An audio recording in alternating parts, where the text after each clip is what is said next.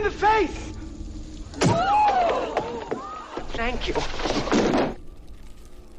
Hello and welcome to Hey, Not the Face with your host, John Nash, and your producer, me, Steffi Haynes. And today we are going to talk about the UFC and right-wing politics. We are going to talk about Saudi Arabia's vision with boxing. We're going to talk about Francis Ngannou. But first, we're going to throw it over to John and see how the heck he's doing. Good. Trapped here. It's we were recording on Sunday, Academy Award night, and traffic is atrocious around my place because I live just a couple blocks from where they do the awards. So it is just a madhouse over here. I've been stuck in my home all day. Have you paid any attention to it? Not really. I see some updates, but I never watch the Academy Awards. I see that Martin Scorsese, once again, ton of nominations, not one for his picture. Not a single one. Yeah, Oppenheimer got it. Oh, yeah, I knew that was going to run with it. The one I was surprised a little bit with is I thought Lily Gladstone would win for Best Actress. But Emma Stone was good. I mean, I just thought, I personally, and for the Oppenheimer, I thought De Niro was better in Killers of the Flower Moon than Robert Downey Jr. was in Oppenheimer. But that's personal. It's all subjective. Indeed. So I guess the first thing we should start with is it's sort of a large elephant in the room, and that is what happened with Bloody Elbow.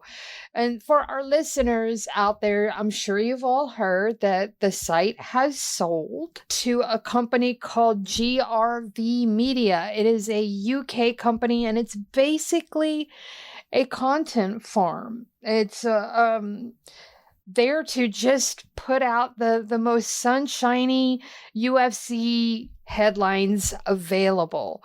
But one of the first things that happened was all of John's content was wiped. And then all of Anton's content was wiped. And if you know anything, you know that Anton and John worked closely together on those articles. And a lot of the articles that Anton put out under his own byline were from content he was able to mine from documents that John brought to the forefront.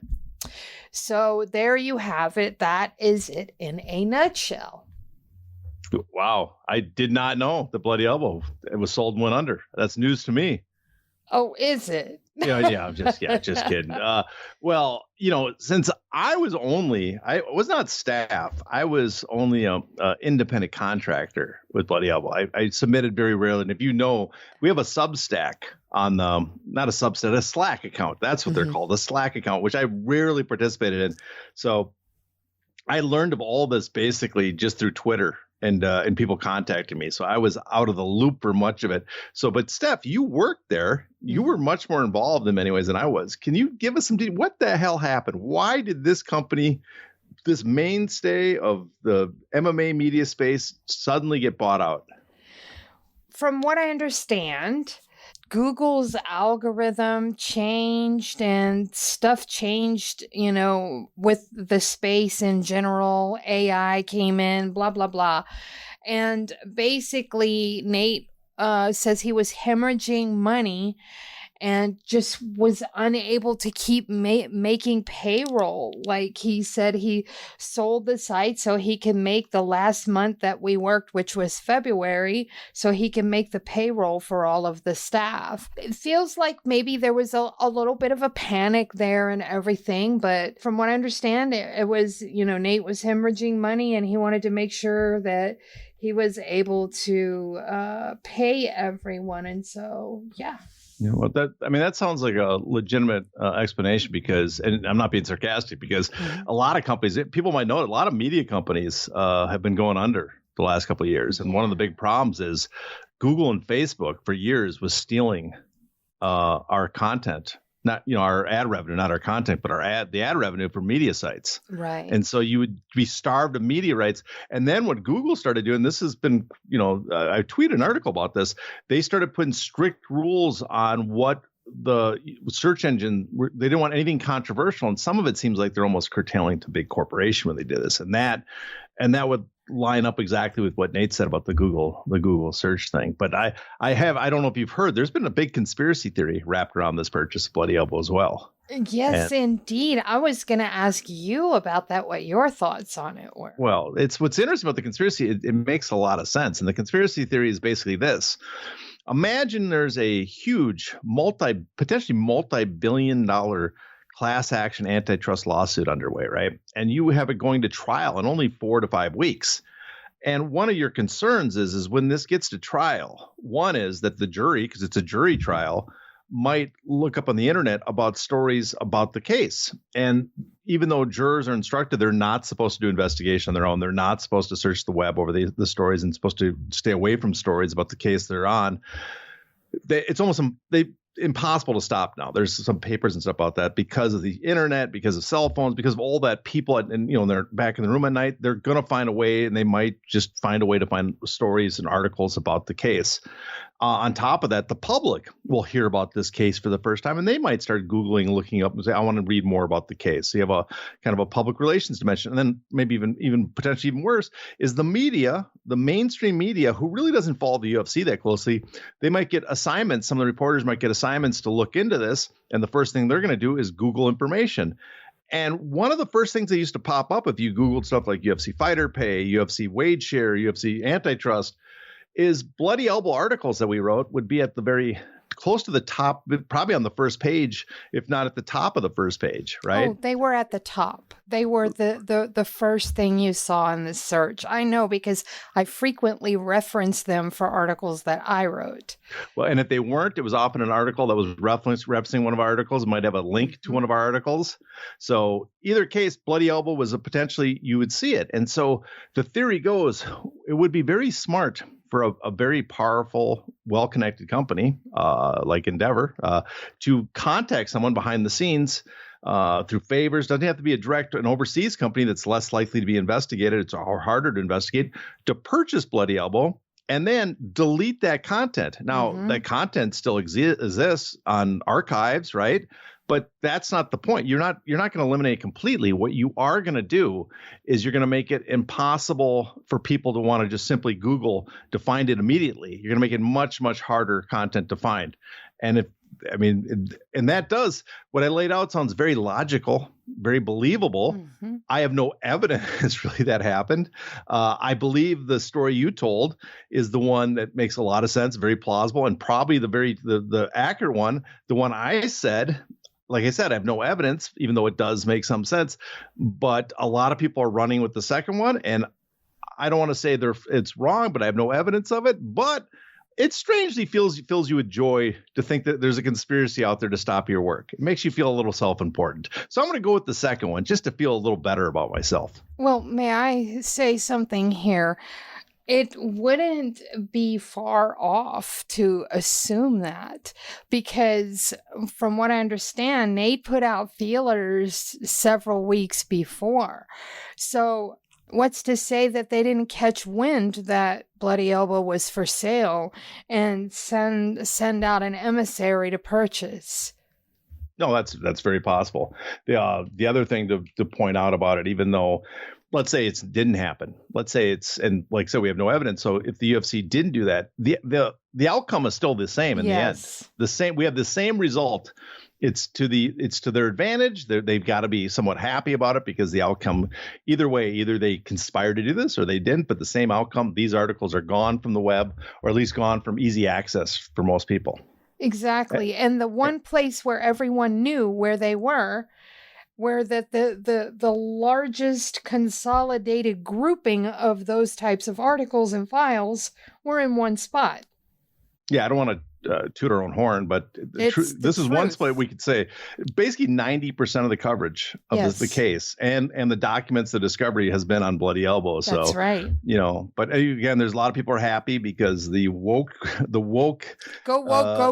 machine that was Bloody Elbow has been put down. Yeah. And I always found that somewhat comical because I'm sure, you could disagree. There's a lot of the writers and stuff you could disagree with on Bloody Elbow. And I've not, people are allowed to do that. You can disagree with people's political stances or whatever, but I just think it's weird that you disagree with stuff like us covering that case. We're the only ones doing it. And on top, what's also strange is you always hear that, but I know a lot of conservative people that read my stuff that are, probably hold that opinion. But on Twitter, I interact with them, and they're, a lot of them vote for Trump, vote for DeSantis or Ramsway, figures like that on the right. And they're, I get along great with them on Twitter because they like my work. And so, it's just weird that one group of people are obsessed with the political stance of a few writers. And I got to give credit, at least some people could see the value of having some investigative, some coverage of material that's not normally being covered in the MMA sphere. Indeed. And since we are talking about the UFC and some of those, I don't know, rightish politics that they've been experiencing lately. I mean, my goodness, last night at UFC 299, once again, we saw Donald Trump, and that is becoming a more and more regular occurrence. But this time they gave him walkout music, and they even gave shout outs to Candace Owens of all people. What do you make of all that? That was the Candace Owens one was embarrassing. I mean, the Donald Trump, at least he's a former president, right? Although it's a little weird that they go into such lengths, because usually the president's just kind of a figure and you point it out, but they give him a whole presentation. Of course, this goes back to when they did the fighter in chief video they made for him. So what it is, I think what's going on is that the UFC is made a strategic, tactical plan, decision to target right-wing or conservative, the population, and to appeal to them. And there's, many reasons why they do it, but I think that's their decision. They like being viewed as a kind of a conservative right-wing, company or sport compared to, let's say, and then the other sports are much more, are then thus viewed more left-wing. You've talked about how the UFC decided to make this shift and that it was mainly for sponsorship reasons. Can you sort of explain what you meant by that? Yeah, I didn't get this for myself, actually. I spoke to people at the UFC, and this was, according to them, this was a conscious decision. So when people are saying, oh, you're just reading too much into it, no, this is people in the UFC who were head of those departments of selling and everything like that. They're the ones that told me that this was a decision that happened after Endeavor took over. And what happened, apparently, is after Donald Trump spoke at the Republican National Convention 2016 in support of Trump, and several UFC fighters were publicly in support of Trump. And then on top of it, you had in the NFL and the other sports, you had the Colin Kaepernick situation where the kneeling, remember that? It was a big outrage, big backlash. The UFC started seeing that they were getting interest from companies, not that were maybe conservative slanted companies, but the executives there, the people in charge, the owner, the CEO, the person in charge of the decisions that was more conservative, was approaching the UFC to sponsor them. And so Endeavor made the decision. They were finding it impossible to get the true blue chip sponsors they wanted, the top sponsors.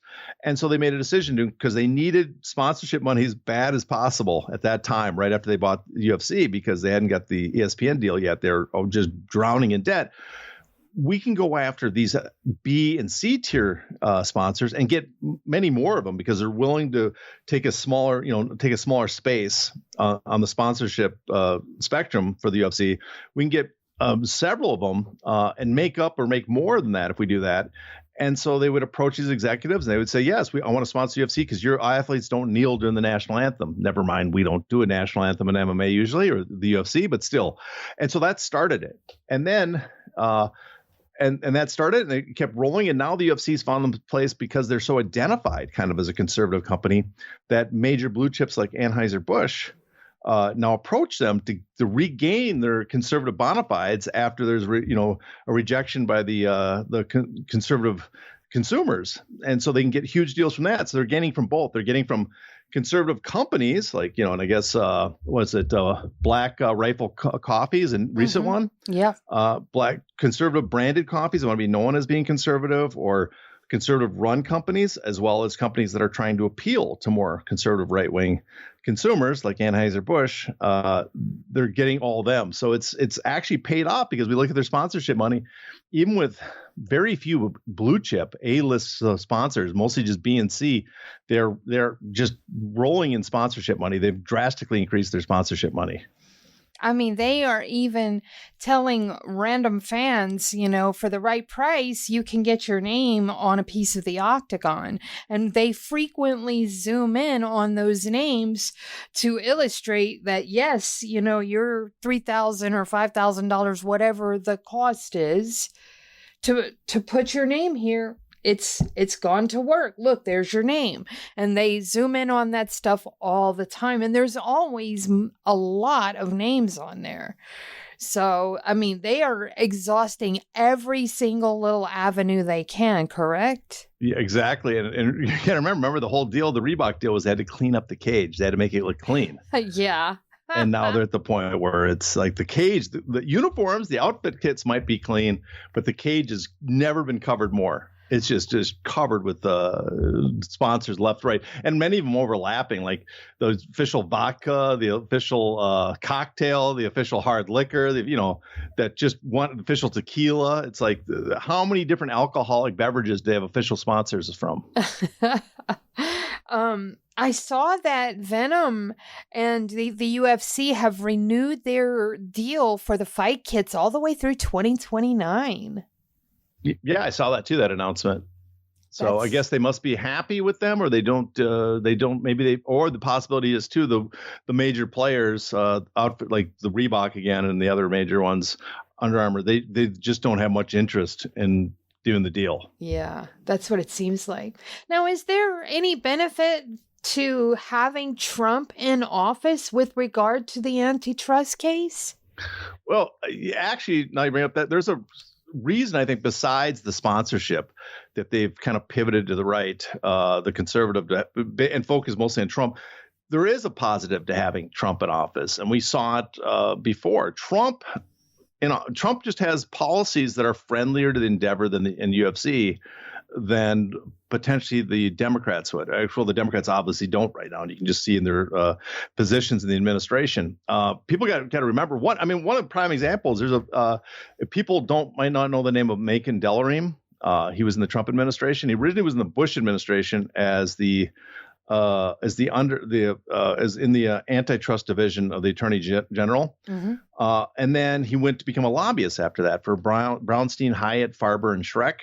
And one of the clients of that, one of the people he lobbied for, was the UFC. And then Trump got in office and he returned as now the Assistant Attorney General for the DOJ Antitrust Division, which is the top position for antitrust in that. That's the position Jonathan Cantor holds right now. And you sometimes see him on, Jim Cramer raging about him and Lena Khan, how they're just going after big business.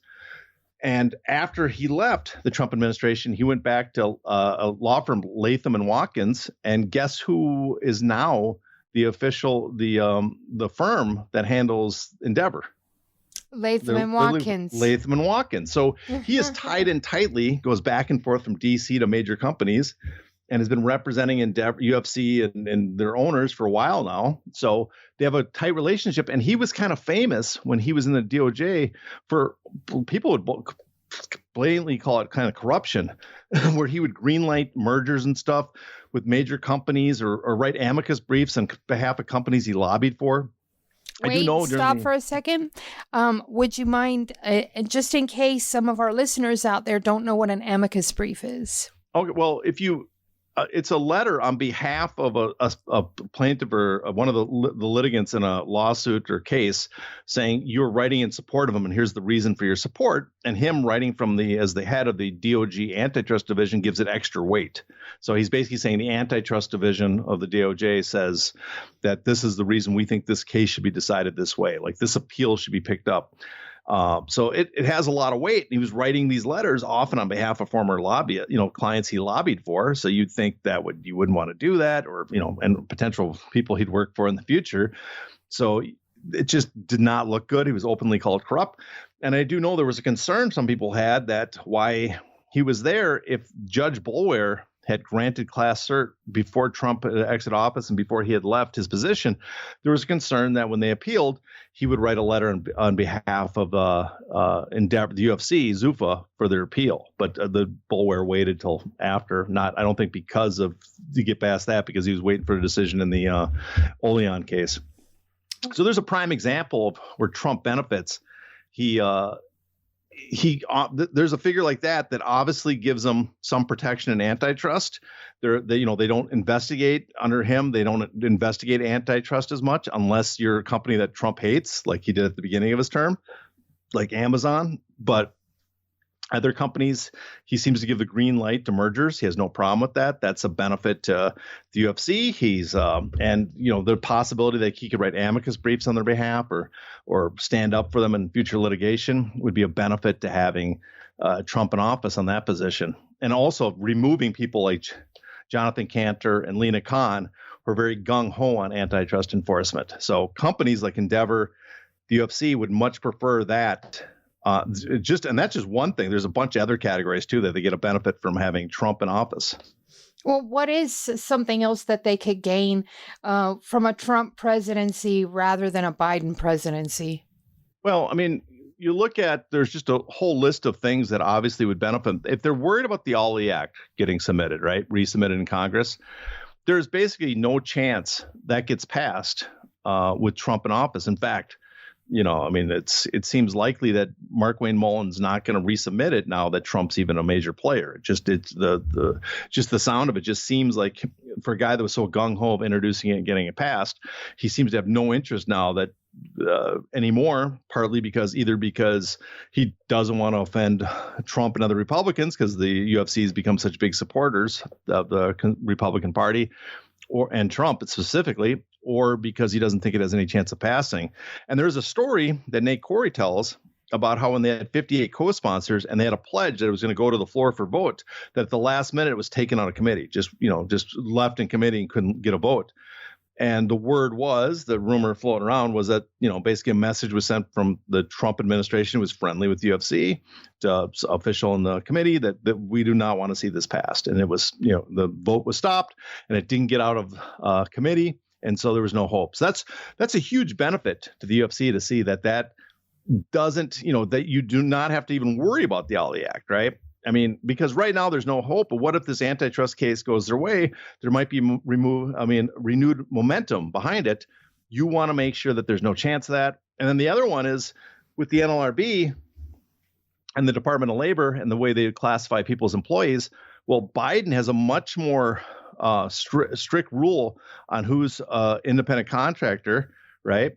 So a lot of the stuff people try to get away with on independent contractors, make them employees under the Biden administration, where the Trump administration would let that go, is much easier to classify people as independent contractors under his administration, under his rulings. And on top of that, like with Leslie Smith, remember she sued in the NLRB. She filed a complaint, asked the NLRB to review her and view her and classify her as an employee.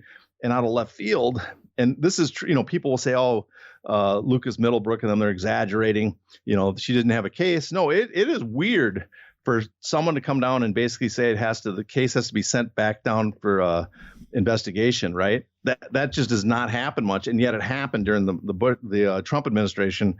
And the thinking is, and it seems a strong possibility, that someone from the administration is the one that sunk that attempt by her. So all those are stuff that would favor in the UFC specifically would favor the UFC having a Trump administration. That doesn't even count the corporate tax breaks they expect. I mean, there's a reason, if you want an example of this, there's a reason why Elon Musk is going nuts about immigration on Twitter.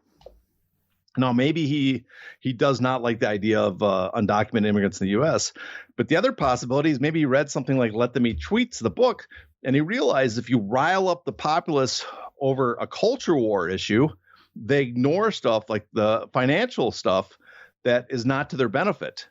And that seems exactly what Elon Musk is doing. He does not want you to be aware that he gains tremendously by Biden leaving office because of Biden's tax policies and NLRB that's trying to unionize his companies.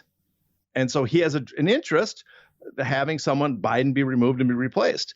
But he focuses on stuff that could, but no one's going to support him if he says we need to get rid of this guy because of unions or because of tax policies for the corporations, the rich. No, but they will listen to him if he talks about the border being out of control, which, people can have complaint. The border, there is issues with the border. Let's not ignore that. But his focus and fanning the flames specifically on just that one thing, ignoring everything else, suggests that his interests lie beyond just the border, I would guess. So just like Elon Musk does that, I think the UFC gives support, rallies around Trump because they would like to see him win, but not just to get his voters, people to vote because they watch him on UFC cards. I think also it sends a message, and Trump seems to like it, how they treat him, and so he will return the favor if he gets back in office. Wow. All right. So we were talking about the Ali Act there for a brief moment. That's going to take us into some boxing. And we just had this huge knockout chaos card in Riyadh on Friday. We unfortunately saw Francis Ngannou basically melted by Anthony Joshua. I guess what I want to know first is, how did Joshua and Ngannou do business-wise?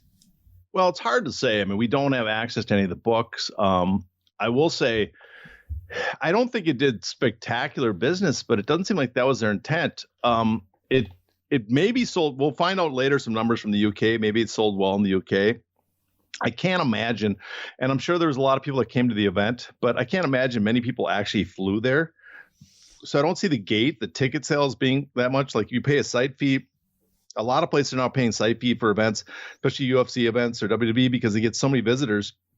I don't see that really happening here. And they held it on a Friday night in Riyadh, which is Friday day here in the U.S. So there was probably, this did terrible on U.S. pay-per-views, I bet you. But they had no one. They had no interest in it. So I'm going to guess, based on the tens of millions they paid the boxers on the card, it's high 8-figure card for all the talent on the card. So with all that spent, and plus they paid for celebrities to be there. So you're talking, I bet you it sounds absurd, but it's possible with the production value and all the celebrities paid and the boxing purses that they spent $100 million on this card. Good God. And I don't see them coming now. $100 million wouldn't be bad if you sold a ton of pay-per-views, right? And did a huge gate. I don't see him making a dent in that. And so business-wise, I would say this is a money loss for them. I don't think it did great business, but again, I guess you could argue, and I think we will later, is I don't see business as being their number one priority on these. Yeah, I was going to say the same. It seems like they are just pissing money away into the wind. Both of the cards, the one in October it seemed the same. There was lots and lots of celebrities there, but did the gate do well? Would we ever know? So my next question, though, is who is running the boxing in Saudi Arabia? Well, I hope there's big sirens going on outside. I don't know if you can hear them or not, but I hope they're not disturbing the show for people. They're not coming for me. I hope not. But the guy who runs the boxing is Turki Al-Sheikh. And he is he's not a blood relation to the Crown Prince, MBS. He's not related. He's not part of the royal family, but he has an official royal position as an advisor to him. So he gets to be called His Excellency, which honestly, personally, I find annoying. Everybody calling him His Excellency. I thought, people used to get annoyed with people thinking Al Heyman. This is take Al Heyman times 100. How many times you have to thank this guy at these events? So, but he's just a very wealthy, very powerful guy, and he's supposedly one of the two main advisors to the Prince MBS, Mohammed bin Salman, if you're not aware of that. And he was supposedly involved in the takeover when Prince Salman basically displaced the previous prince that was going to take over the kingdom and put himself in position. So he's the guy running the show. He's the guy there, and he's in charge. He took over their boxing operations. By all accounts, he does know boxing. He's a big fan. But he's the one that's made the decision that they're going to go full in and put on these massive events here in Saudi Arabia. And he's now one of the major, he literally got to put him down as one of the major players in boxing just because the amount of money they're throwing around and the events they're putting together. When we talk about figures like $100 million to put on one event, is the money there limitless? I don't think limitless. I think they have some sort of budget, but they have a much higher budget than you would imagine. Remember when DAZN supposedly had much money to throw out, or before that PBC? This seems to be well beyond that, the amount of money they're throwing around. So I wouldn't say limitless, but I guess for all practical purposes, when you're talking about boxing, as compared to everybody else, yeah, it's limitless. I mean, PBC, the first year they were in business, they lost $800 million. Well, no, they didn't lose that in the first year. Over several years, I think they went through over 500 million total. Oh, I thought I read in a report that it was like 800 million. Well, that was the Waddell and Reed. That was their total losses during that period. But I don't think you can put them all to PBC. And I don't think it all was cash either. Okay. And again, I'm not to go on a tangent here, but the PBC thing too was what's weird is people thought, oh, PBC bankrupted this company and lost it, and they did. They did burn through $500 million capital investment, but what's forgotten is in their own report, it was a moonshot. They called it. It was a very risky play, and they failed to do what they wanted to do, which was get a huge TV deal at the end. They did get a TV deal with Fox, but not this massive TV rights deal that they had planned. And I think even PBC would say in hindsight, they made some mistakes. But it was the whole point was it was a moonshot to get that. There was a big gamble, but if it paid off, the rewards would be immense, and it failed to happen. So, but compared to that, they're spending more here, and I don't see the returns. And it's also interesting too. They seem to have no focus whatsoever in the U.S. In fact, that's one reason why, U.S. based boxers seem to not be going to Saudi Arabia, right? You don't see Canelo fighting there yet. You don't see Tank Davis. Because the U.S. market is so big and there's still pay-per-view here, that's one thing is maybe they decided not to offer the kind of money that can rival the pay-per-view in the U.S. And also maybe because I think they're not focused on the U.S. market at all. What they're doing is much more for their region and Europe and not the U.S. So because otherwise they would have held that event Joshua versus Ngannou because there was a lot of Google searches for it during a time when Americans could watch it and pay for it. Now, would you consider this sports washing, especially since it seems like they don't really give a shit if these things sell out or anything? It seems like they're doing it solely for themselves. Yeah, it's weird because on one hand, okay, they have this whole project underway, Saudi Arabia, to reshape the country, and they got all these.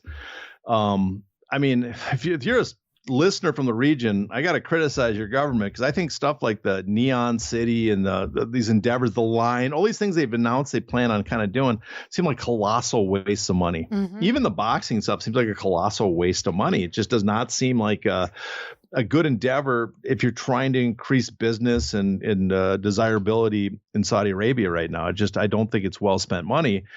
And on top of that, I mean, the sports washing part, I could see it with golf and F1, and Formula One racing and stuff that are more Main Street sports, but you don't gain much to your prestige level with boxing, right? People don't look at you on a sport where we had Daniel Kinahan involved just recently, right? And just a long list of mobsters and criminals and terrible people in boxing. Bob Arum was holding events in in South Africa. Does that make South Africa look good? I don't think so. And I should know he held events in South Africa back in the apartheid era of South Africa in the late 70s, early 80s. I don't think it helped South Africa. So having boxing come, to me, I think it would do less as sports washing, unlike the other things, to make you look good and open to business, as would make you look seedy. So that's just me speaking. But I think much more, truthfully, I think in many ways this is targeted to the regional audience. Mm-hmm. That Saudi Arabia, instead of, when we look at it, they're doing, especially with boxing, they're doing these events, sporting events, because they're trying to build up a sporting market. They're not it doesn't look like they're building anything that makes money for them, really, right? They're not putting out events that make money. They're not doing it. These sporting events are not really transforming the opinion in the West. What it is doing is signaling everybody that there's a ton of money in Saudi Arabia and I want a piece of it, kind of like what China did when they opened up. So I guess that helps. But it doesn't make people blind to the Saudi human rights violations. People just don't care when money's involved. But I think what it does do is sends a signal to the population, almost like bread and circuses in Rome. Look at the entertainment we can bring you. Look at the prestige we can bring Saudi Arabia when we're in charge. And you young Saudi Arabians who want to be part of the world and not be considered this almost hermit kingdom in Saudi Arabia, like North Korea, we are opening up and we are the center of the world where we're bringing major sporting events and major events. So you can feel like you're part of an important country. So I think Kareem Zidane has done great reporting on this, but I think this is where maybe he misses it because just for me on the outside looking in, it looks much more targeted to the audience at home in the region and Europe as well, where they're much closer than America than the whole world at large. You know how they always say that nouveau riche people that come into fresh money, they always do the most extravagant, flamboyant things. Even though they're not nouveau riche, they've had money for a while. Their oil reserves have been fueling their economy for decades upon decades. But they sort of strike me as nouveau riche with the way that they just flamboyantly spend money on ridiculous things like boxing. Yeah, no, I think it's true. I mean, they are recently rich in the fact that it's post World War II that their economy really took off with oil. So it's not like it's been long time, generations back of wealth. This is relatively new for them. And I give them credit to the idea that they want to change the economy, not to be dependent on oil because, we've reached peak oil and it takes up a huge part of their economy. And in the long run, it's just not going to be good for them. So it's smart to expand the economy and to invest that money into other things. But I don't know. It just doesn't seem from the outside looking in. It doesn't seem like money well spent if that's what they want to do. And in some ways we're fortunate because I think with the money they have, Saudi Arabia really could do more to take over boxing. They could do more to make them the center of boxing and compete not just in the region in Saudi Arabia, but also in the United States. So if you don't like the idea of a government controlling a sport, we should be thankful that they're just throwing money at purses and not working in a way that gives them complete control over the sport. Indeed. Would you say that they're looking to establish a foothold in one division, heavyweight? Yeah, I think they're definitely going for the heavyweight because that's the prestige for the world at large outside, outside of big boxing fans in the United States and more countries that are more experienced with boxing, more knowledgeable. Heavyweight is it. That's where you get the audience. And I think that's definitely what they're going for. Final question on this. Do you think that there's a better plan for them? Well, I kind of hinted at it, but yeah, I do. I think if they want to have everything in Saudi Arabia, which I think is a mistake because in the long run, if you don't have major events outside Saudi Arabia, you're kind of killing the audience in those countries. You get more press, you get the public to go. I mean, in many ways, I'm shocked they haven't done this. And, and I'm thankfully we don't have a ton of listeners. So thankfully they won't be listening to this, I'm sure. But, and steal the idea. But you would think they would take the money and sign agreements with people and make promotional arms in UK and the United States and hold events there. And then in many ways too, I'm surprised I don't think DAZN is a great business model, but they could do something with DAZN or partner up with other major outlets, streaming services and offer a boxing branch where they have a piece of it and get streaming services and offer boxing around the world and then hold events in the United States that are major events and hold several in the United States and UK, but then save the very prestigious ones that they want, like 4 times a year, whatever, for the biggest in Saudi Arabia and make it a place people go. Because I think overall, if they don't, they're not going to make money on this venture just by, and right now it doesn't seem like they care about that, just holding Saudi Arabia, but they could get the best of both worlds. They could get, the money, turn boxing in again in a lucrative business where they make money on it. And they increase the fan base in those, Western, more wealthy Western countries. And they still have massive events where people might want to come to Saudi Arabia in the future, that they get the spotlight on them when they hold the massive events.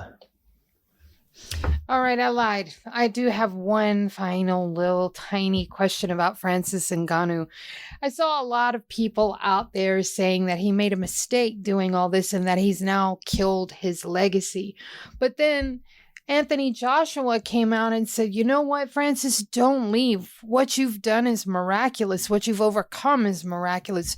Don't leave boxing. You're not done here. What do you think?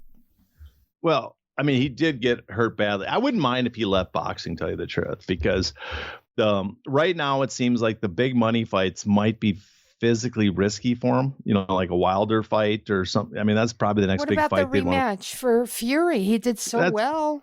He did potentially, but his Fury after this fight, I don't see Fury coming back to him right away without him doing something to look good. Fury's got two Usyk fights, and then probably Joshua. So you're talking sometime next year, late 2025 would be the earliest for an Ngannou fight. By then, unless he's done something to rejuvenate his boxing career, I think Fury would just maybe move on. He's got the win on his record, right? Yeah. And the public interest wouldn't be there as much as it is now. So he is looking at, 8 figures in MMA. So it's not like the end of the world. He's going to make good money if he goes back to PFL. Depending how he feels, a knockout like that can really, it can really cause problems in the future. So I would really love for him and his team to sit down and look at his health and see how he's doing. If he's fine and he can continue fighting, then continue fighting and earn a lot of money. But I'm just a little nervous about taking on heavy hitters in boxing right now, considering, what's weird is he didn't look terrible. People are like, oh, he didn't look terrible in the first half of the round, but it looked like a 6-rounder, right? Boxer taking on a professional 12-round champion. Yeah. He was not at that level. And even though he knew what he's doing, you're like, oh, that guy knows he can throw a check hook. He can do, but he just did not, he was just getting picked apart. So I feel a little risky about that, but the idea that a lot of fans are like, oh, he dropped the ball. He should have signed with the UFC, no. Hindsight 2020, but no, I still think even if he fights, let's say one more time for PFL, just one more time, let's say for PFL, he's going to have made like $50 million on 3 fights. I think hasn't he made close to or eclipsed 40 or 50 million already? I mean, yeah, he's close to 40 million. He's going to make another over 10 million on his next PFL fight. Well, I mean, he's got 8 million guaranteed, but you add in the signing bonus, you got the bonuses for what I mean is all the other stuff. What he's made from the first 2 boxing matches. Yeah. He's close to 40 million. He might be 40 million. He might be, he's at, he's in that ballpark there, the estimates were. So I would think that it would be more than 40 because we estimated it somewhere around 18 million for the first fight. No, I think we said around 13 million. Oh, I thought it was 18. Yeah, around 13, maybe 13 to 15, and then another 26 to 25 to 30 for the second. So about 40 million total is the estimate. I mean, who knows? It's off, but those are from pretty decent. All I know is he was going to be close to making the Forbes top 50. They thought, and that was, I think the minimum last year was 43, and I heard he was just going to be just below that. Mm-hmm. So that gives us a ballpark where he's at, and then you add on 10 million, 11 from PFL fights there once, and for PFL, they need him a lot too. I mean, I think a great gimmick for him, especially is hold the event in Africa, hold their first African event on the 50th anniversary of the Rumble in the Jungle. Yeah, that's a beautiful idea. Yeah, I mean, the other possibility maybe they can get the Saudi, if he goes to Saudi Arabia, maybe they can get them to pitch a ton of money to get Deontay Wilder to do the mixed match, the hybrid rules match they talked about. That might sell a bit. In which case, if he wins that, looks good, maybe he can get the Fury fight back. But the other, again, the big thing is like, what's his health going to be? Because those were some 3 heavy shots he took, including the just a deadly looking knockout at the end. But if he can keep going, if he only can do the 3 fights and he calls it quits, he's made just generational wealth, right? And if he can continue and get a few more fights, then he's looking at, the 100 million potentially total career. So you got to say, even if he signed with the UFC and did great against John Jones, and there's no guarantee on his 3-fight deal, he wouldn't have made this much money. And that, I believe is going to bring us to the end of the show. John, do you have anything special you want to say, or do you have anything coming up? Well, I do think we have an announcement together. We do. Coming up. Yes. We are going to launch a Substack. Yeah. Which I can't really announce the exact date we're going live with it or what's going on because I'm incompetent at setting it up. But we have a Substack. Do we want to give away the name for the Substack? Yeah, I think we should. Okay, we have a new name. It's going to be called the Combat Sports Journal, CSJ, for those who want to abbreviate it. It's going to have the Hey Not the Face podcast on it. Going to have articles. Going to have old stuff, our archives that we're retrieving that got deleted. It's going to have new articles, new sections on, data, finances and stuff. It's going to have a subscription fee too. So I don't want to, guilt people into paying. I mean, especially for people that if you have financial struggles, I don't want to say I can understand if you can't, but if you can't afford the $5 a month, $50 a year, I'd appreciate it because I guess the amount of material we give you is dependent on the amount of money we generate because I cannot do this for free. Yes. So that's the simple truth is I cannot do this for free. I have a regular job and I can't look at my time at the end of the day and say I lost money doing MMA nonsense. Exactly. And that goes for both of us. Yes, exactly. So, but if you like hearing this podcast, if you like the stuff we did on Bloody Elbow, if you like the financial articles and stuff and all that other stuff, and maybe we'll go back into old history ones. If people remember my old Martial Chronicles and the history stuff, I might go back into some of that. If you like that stuff, we plan on offering it on the Substack, which again, I think it's up and running, but I don't know if it's running properly. I'm getting emails that I might have set stuff up wrong. So you got to bear with us the first couple of weeks, but after that, it'll be running smooth. So on that fine note, we are going to wrap the show. Y'all already know the drill. Until next time, please stay safe. Ow! Ow! Not the face! Ooh! Okay, the face!